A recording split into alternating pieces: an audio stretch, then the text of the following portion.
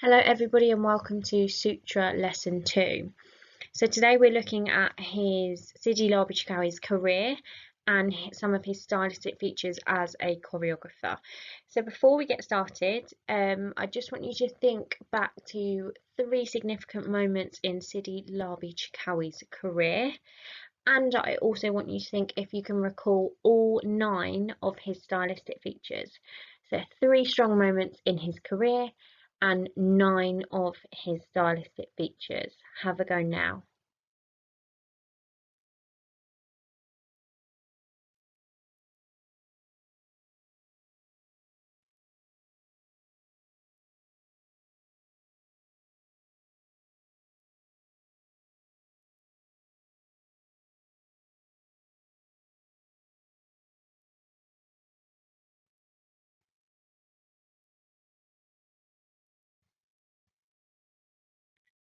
Okay, so some key events and what's important.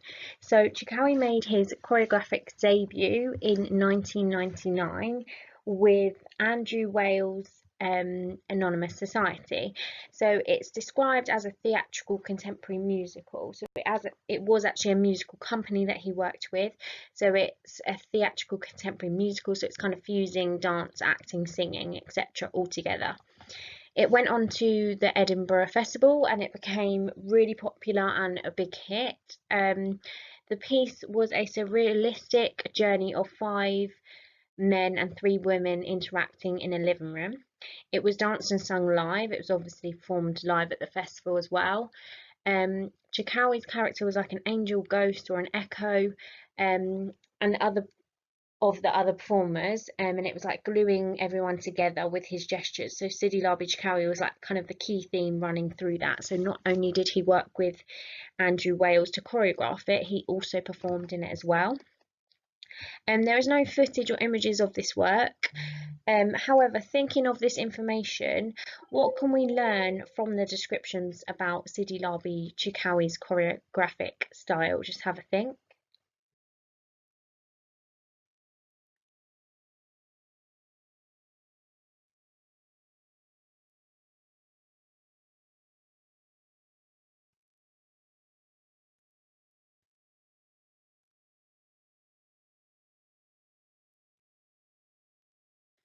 Okay, another point of his career was he choreographed Ook, a work in 2002.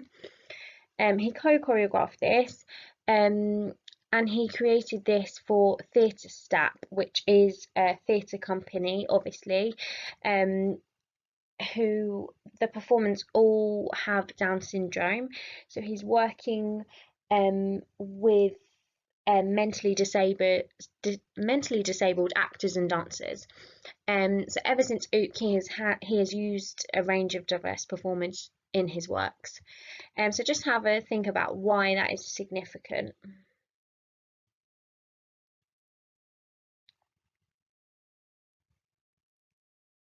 There is some short clips of Ook on YouTube, so if you just type in Siddhi Labachikawi Ook for Theatre Stap, it will come up on YouTube. Okay, 0 degrees, one of probably the biggest pivotal points in Siddhi Labachikawi's career. So he collaborated with Akram Khan to choreograph 0 degrees. At this point, Khan was a highly developed choreographer and had worked with National Ballet twice, creating Dust and Giselle. Chikawi established himself as an influential choreographer by working with Khan on 0 degrees, and his career from that drastically accelerated with 0 degrees' success. He went on global tours with Khan, performing 0 degrees across the world. At this time, he decided to part ways with Elaine Patel, remembering that Elaine Patel was his first ever mentor, who was at Le Ballet C de la Vie.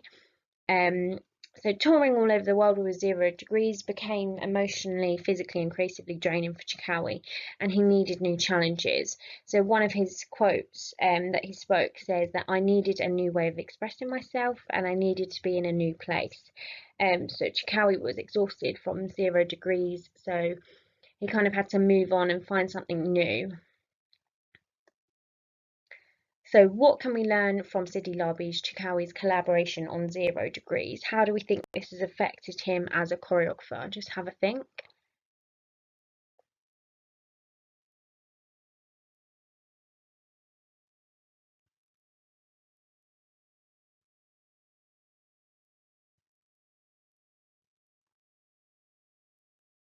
Okay, some other important moments in his career and his timeline. So after 0 Degrees, from 2007-2008, Chikawi spent time in the Shaolin Temple in China. So he kind of was physically and emotionally exhausted, so kind of fell in love with the Buddhist philosophies and the Kung Fu teachings over in this temple in China.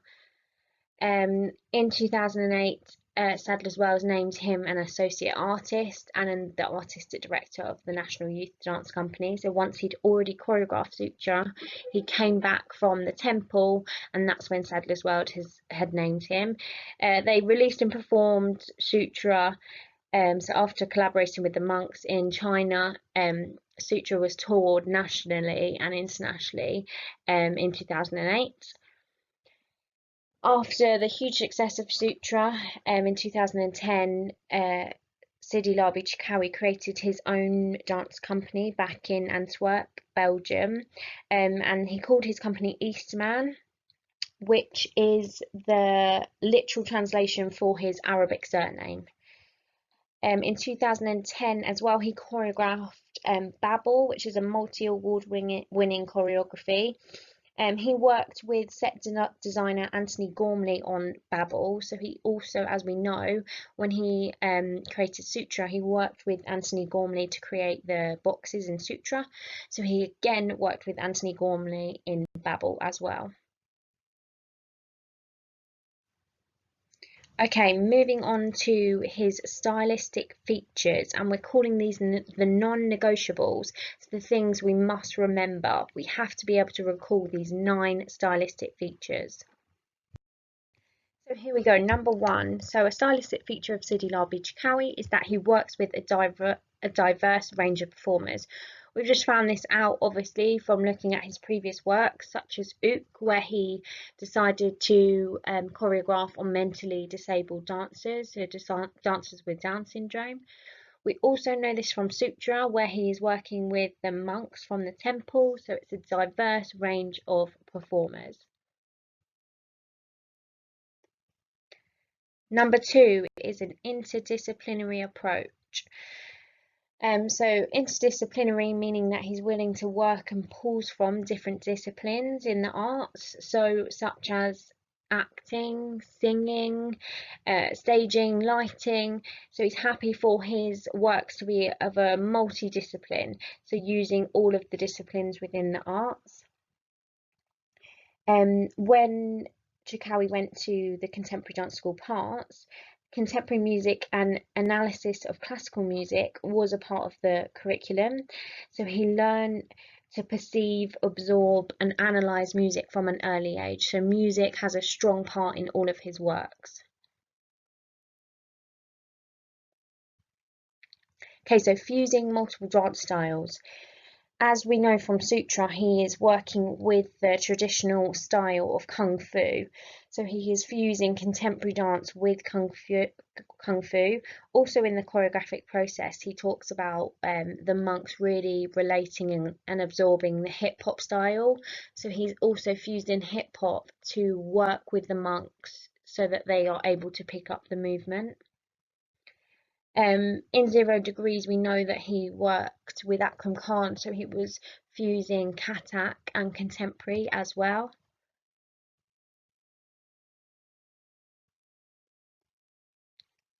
Okay, the extreme flexibility and yoga influence. So Chikawi has trained in yoga for a long time and has a huge interest in yoga. From yoga, he's then got that extreme flexibility. It's a hyper flexibility that's almost contortion-like movement. He is able to perform incredible tricks. One example in Sutra is where he performs the the scorpion leg with the leg up above his head, showing the flexibility in his back and his hamstrings. So it's a very unique stylistic feature and not something that you'd say that you could see in everyday contemporary dance in Britain. Also, just linking the yoga back to kind of the Buddhist philosophy, and that remembering that Kung Fu has a very strong link with that meditation. So the yoga coming into the meditation is where he is also able to link that through with Sutra. Okay, number 5, he has an interest in duet work, especially mirroring, entwining the bodies and manipulation. So a mirroring example, we can look at 0 Degrees, that really famous example where him and Khan are doing the exact same thing, mirroring each other. Entwining, we've seen the folding and unfolding, the utilising gravity as a means to transfer weight around the space. So we can also look at the section that in Sutra that he performs within the box, where he's manipulating around the young monk at the same time. Number 6, martial arts. So we know that he was a big fan of Bruce Lee, so looking at those kung fu movements, so he's got an idea of what martial arts is in kind of pop culture sense. So he has that strong link with martial arts already. We've also just spoke about the yoga, the meditation being a huge part of his life, that he's always on this journey to find serenity. So the precise footwork and placement inspired by martial arts is really evident in his choreography. Number 7, we have fluid arm and hand gestures. Chikawi actually states that arms are his thing and he wants to give them the same flow as the rest of his body. He really focused on arms and is an arm person. So that's very clear in his works that he uses the fluidity in the arms and all the way down to the hands and the fingers for gestures. He has elastic fluid movements, so they are elastic and they're almost detached, but then they are attached to the main part of the body. It's kind of that ebb and flow of the arms. Fluidity is offset with extreme strength and attack. Very similar to the Kung Fu way of moving, which is why he partners so well with the monks. It has that extreme attack and strength, and then it's kind of juxtaposed with the fluidity of the body. And influence of Tan's theatre. Now, Tan's theatre was run by Pina Bausch. So here is a bit about Tan's theatre.